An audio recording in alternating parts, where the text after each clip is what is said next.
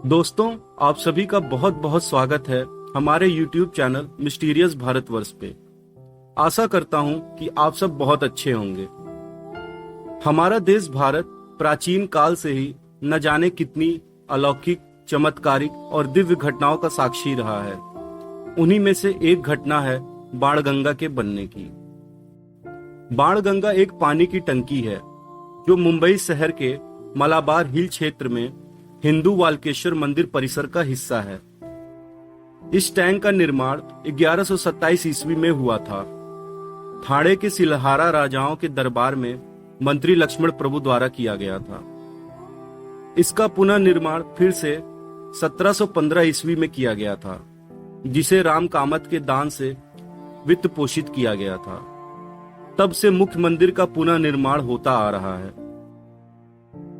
स्थानीय किंवदंती के अनुसार मंदिर का निर्माण तब हुआ जब महाकाव्य रामायण के निर्वासित नायक प्रभु श्री राम अपनी पत्नी सीता की तलाश में इस स्थान पर रुके थे।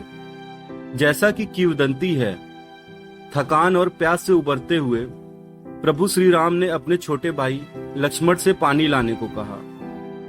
लक्ष्मण जी ने तुरंत जमीन में एक तीर मारा और जमीन से पानी फूट पड़ा, जिससे गंगा की एक सहायक नदी बन गई जो 1000 मील दूर बहा करती थी। इसलिए इसका नाम बाणगंगा पड़ा, यानी तीर से बनी गंगा। बाणगंगा के तट पर गौड़ शाश्वत ब्राह्मणों का श्री काशी मठ और श्री कैवल्य मठ भी है, जिसमें मठ के पूर्व प्रमुखों की समाधियां भी शामिल हैं। इस क्षेत्र में एक हिंदू शमशान भूमि भी है, जिसे 2003 के बाद नया रूप दिया गया। इस क्षेत्र में अभी भी एक पुराना हिंदू कब्रिस्तान है, जिसमें विभिन्न अद्वैत गुरुओं के समाधि मंदिर हैं, जैसे सिद्ध रामेश्वर महाराज और उनके शिष्य रंजीत महाराज, निसर्गदत्त महाराज और भाईनाथ महाराज। टैंक आज एक आयताकार पुल संरचना है जो चारों तरफ से सीढ़ियों से घिरा हुआ है। प्रवेश द्वार पर 2 स्तंभ हैं, जिनमें प्राचीन काल में दिए जलाए जाते थे। एक सांस्कृतिक केंद्र होने के अलावा इस स्थान ने वर्षों से कई कलाकारों को प्रेरणा प्रदान की है, चाहे वह फिल्म पर हो या कैनवास पर। मुंबई के मध्य में सीढ़ियों वाले विशाल पानी के टैंक और पृष्ठभूमि में खड़ी ऊंची इमारतों को देखना सपनों की तरह लगता है। पानी की टंकी इस जगह की अकेली विशेषता नहीं है। भगवान शिव को समर्पित वाल्केश्वर मंदिर भी हर दिन कई भक्तों को आकर्षित करता है। वाल्केश्वर मंदिर की प्रतिष्ठा के पीछे भी एक पौराणिक कथा है। ऐसा माना जाता है कि भगवान राम ने स्वयं ढीली रेत का उपयोग करके यहाँ पर शिवलिंग बनाया था और वर्तमान स्थल पर अपने प्रवास के दौरान अपने व्यक्तिगत देवता की पूजा की थी। मूल रूप से मंदिर को बालू का ईश्वर कहा जाता था। बालू का अर्थ है रेत और ईश्वर का अर्थ होता है भगवान। हालांकि समय बीतने के साथ असली नाम खराब हो गया। यह स्थल शहर में श्रद्धालुओं के लिए एक लघु तीर्थ स्थल बन गया है।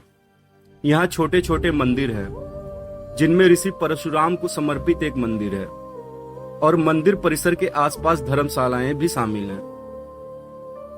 लोग देवताओं और पूर्वजों को प्रसन्न करने के लिए तर्पण और अन्य हिंदू अनुष्ठान करते हैं और मंदिर में प्रसाद भी चढ़ाते हैं। कई तीर्थयात्री टैंक के परिसर जल में डुबकी लगाने के लिए जाते हैं, विशेष रूप से शुभ दिनों पर।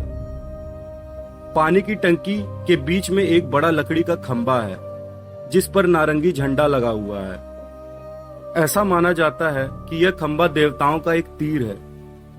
यह तालाब पूजनीय है क्योंकि भारत की सबसे पवित्र नदी गंगा के समान मीठा जल मुंबई में और कहीं नहीं है।